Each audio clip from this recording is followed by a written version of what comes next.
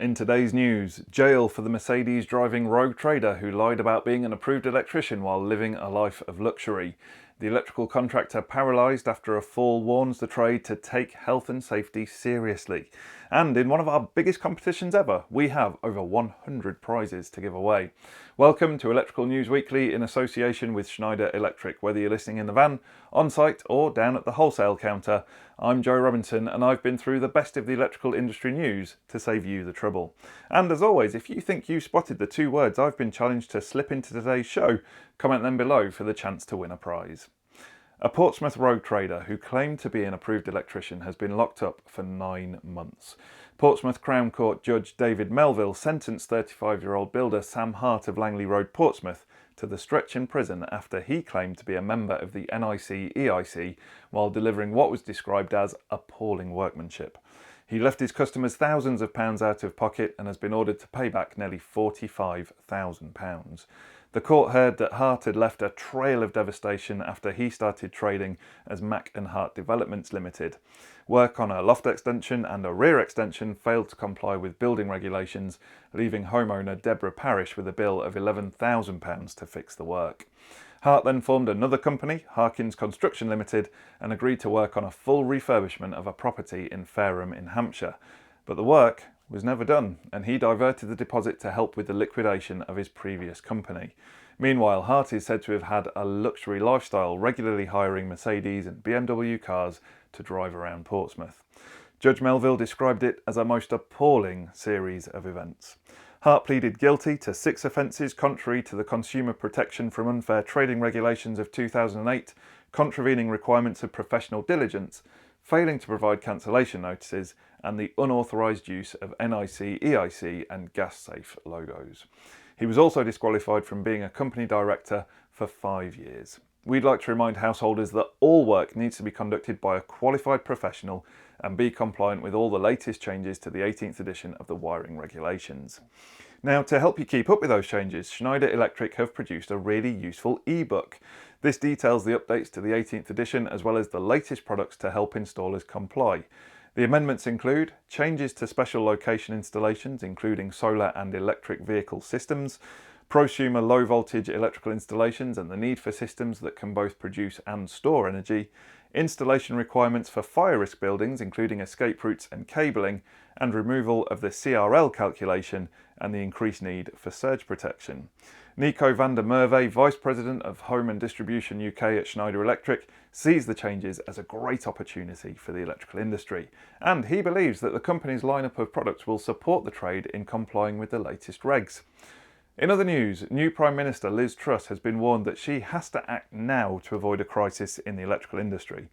The Electrical Contractors Association is urging Truss to urgently focus on skills, electrification and net zero. They believe the industry is key to upgrading Britain's energy infrastructure and that it needs urgent government support to survive the energy bills crisis. The ECA's Head of Public Affairs, Andrew Eldred, said that many electrical contractors were small to medium-sized businesses with an average profit margin of just 2.5%. He warned that these firms will struggle with crippling inflation in the trade of 23%. He said Truss must act now to avert the biggest crisis in the sector since the collapse of Carillion in 2018.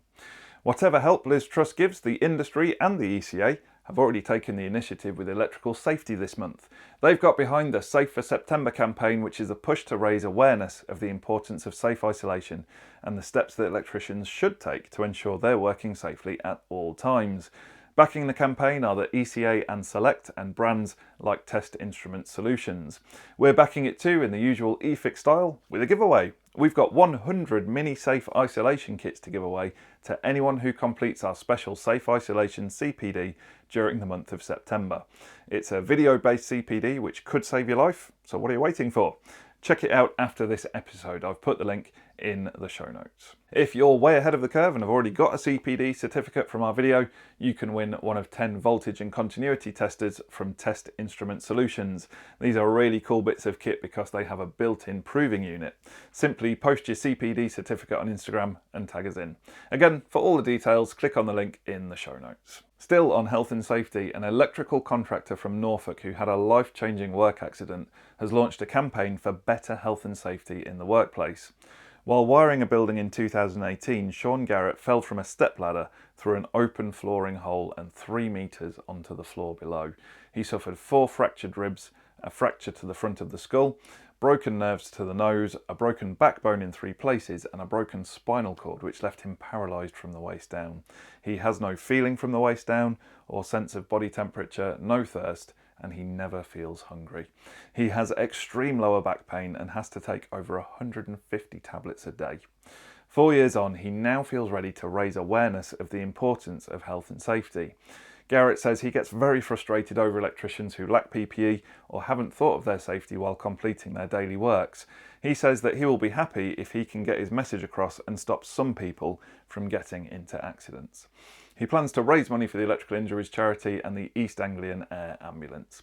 We applaud the campaign, and if you want to help, I've put the Just Giving links in the show notes. Now, on to an emergency lighting conundrum. It's a conundrum wrapped in an enigma and surrounded by a riddle. With an emergency exit sign, does the arrow point up or down? We put the question to the wisdom of crowds in the form of our weekly eFIXX survey. We asked you which way it should go, and a whopping 11,000 of you voted. But I'm sad to report that most of you, 7 out of 10 of you, are wrong. So does the arrow go up or down? To hear the answer and the surprising thinking behind it, check out our special video on the issue. And finally, on to the fake news that had us all here at Lineside Studios crying into our Galaxy Cookie Crumble McFlurries. A report broke last week that McDonald's had decided to serve all-day breakfast from next month. If you get delayed at the wholesaler or stuck on a job, then you will know the pain of missing the 10:30 AM cut-off time for this tasty treat. So the rumour that the company would start selling breakfast all day from 6th of October has us rushing to mark our Mastab's Curry House calendar. We cheered, we hugged, some of us kissed, but then Mackie D's tweeted, "Sorry guys, file this one under fake news." It seems that whoever started the rumour had their pantaloons on fire. We unhugged, we unkissed, we shed some tears. But that's enough bad news. Let's have some good by looking ahead to what's coming up from eFIXX this week. We'll be looking at the mains link from RF Solutions, an amazingly easy to install weatherproof strip light from JCC, and as if one competition wasn't enough, we're also launching a new CPD from Envirovent about changes to the building regs and the impact of that on extraction and ventilation. And if you complete that CPD, you stand a chance of winning a £50 Amazon voucher that you could spend on anything from books to shampoo. Watch out for the hashtag Training Tuesday for more details. If you think you know the words I've smuggled into today's show, pop your guess into the comments and we'll dig out a goodie bag prize to the first to get the right answers. Last week's words were rapscallion and winkle pickers, and loads of people guessed correctly, possibly because last week's words were rapscallion and winkle pickers. I mean, sure, I use rapscallion on a daily basis as we all do, but winkle pickers? Seriously? I think our scriptwriters have a vendetta against me or something. Anyway, the first person to get it right was Glenn Woo Fit. So well done to you, sir. Click the link in the show notes to claim your prize. Thanks for listening to this episode of Electrical News Weekly in association with Schneider Electric. Make sure you subscribe to receive the next update. And until next time, have a great week. Stay safe out there. And remember, there's no such thing as a torque calibrated arm.